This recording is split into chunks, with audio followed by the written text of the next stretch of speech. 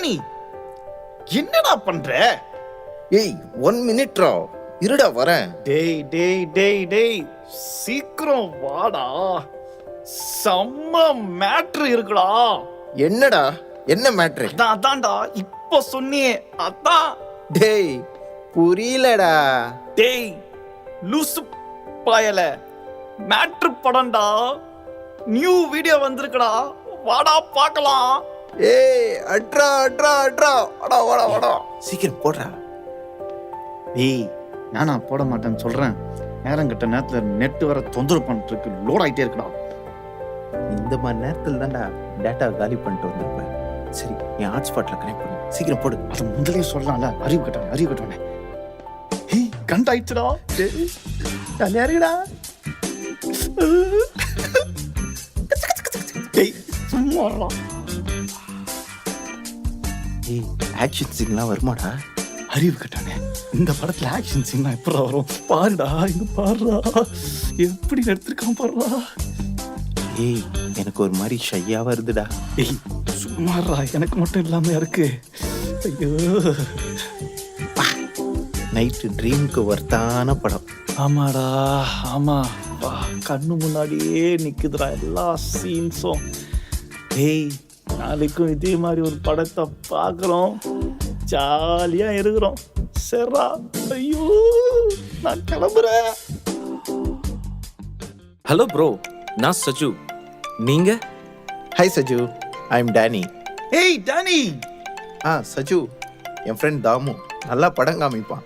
ஏய் hi Saju. Hi Damu. நம்ம டேனியும் சஜுவும் நெருக்கமான நண்பர்கள் ஆயிட்டாங்க. வாங்க என்னாச்சுன்னு பார்க்கலாம். டேனி, இந்த இயர் நீ ஹாஸ்டலை விட்டு போயிடுவல? ஆமாடா பேபி. டேனி, எனக்கு அம்மாவா அப்பாவா நீதான் இருந்த. எங்க வீட்டில் கூட கிடைக்காத அன்பு உன்கிட்ட தான் டேனி கிடைச்சது.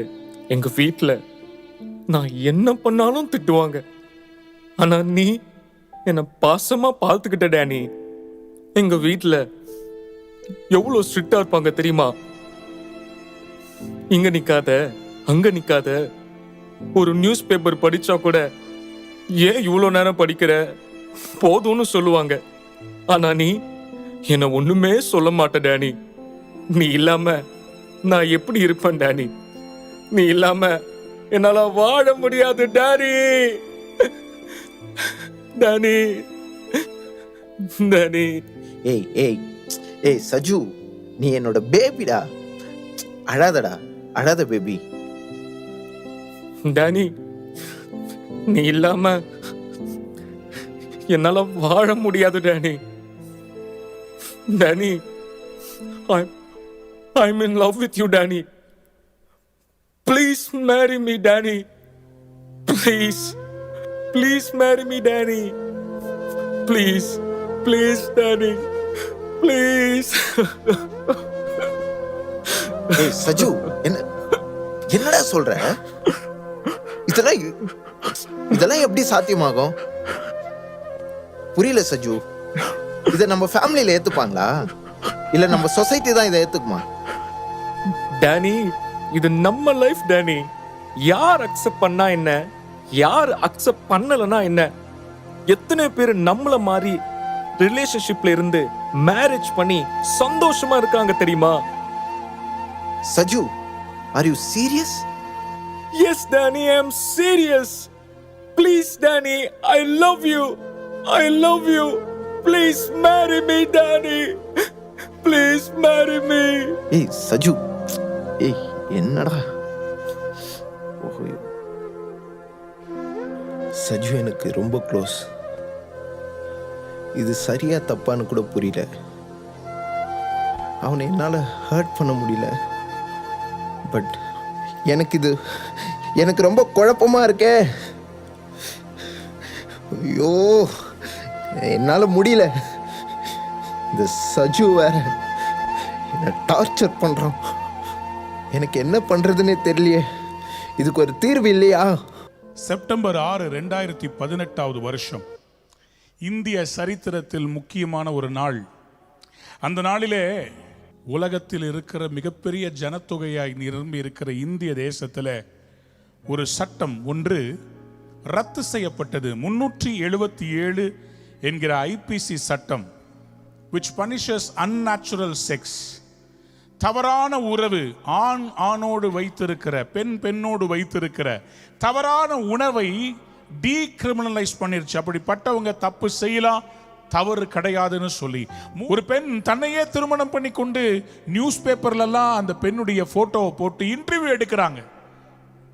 இதுல நிறைய வாலிபர்கள் இன்றைக்கு தான் யார் என்பதை அவர்களுக்கு தெரிய மாட்டேங்குது. ஒரு ஸ்கூல், ஒரு பெரிய காலேஜுடைய, நான் பேர் சொல்ல விரும்பல, அந்த மெடிக்கல் காலேஜுடைய பிரின்சிபல் அவங்களுடைய காலேஜில் இருக்கிற எல்லா ஹாஸ்டலைட்ஸை உட்கார வச்சு ஒரு சினிமா, அந்த சினிமாவில் ஆணும் ஆணும் நன்றாக சந்தோஷமாக தவறான வழியிலே அவர்கள் வாழ்கிற இச்சைகளை காண்பித்து அந்த பிரின்சிபல் சொல்றாங்களா, இப்படிப்பட்டவர்களை நாம் நேசிக்க வேண்டும், இவர்கள் செய்வது தவறல்ல, அவர்களும் மனிதர்கள் தானே, அப்படிப்பட்டவர்களை சமுதாயம் ஒதுக்க கூடாது.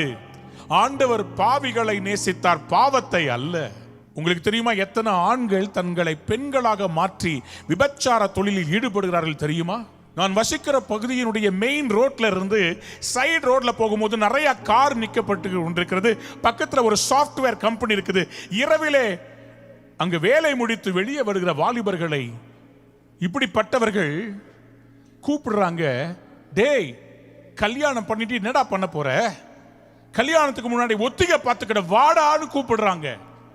இளம் வாலிபர்கள் டூ வீலரை நிறுத்தி அவங்ககிட்ட பேசுறதும் அவர்களுடைய வாழ்க்கையே அழியாதா?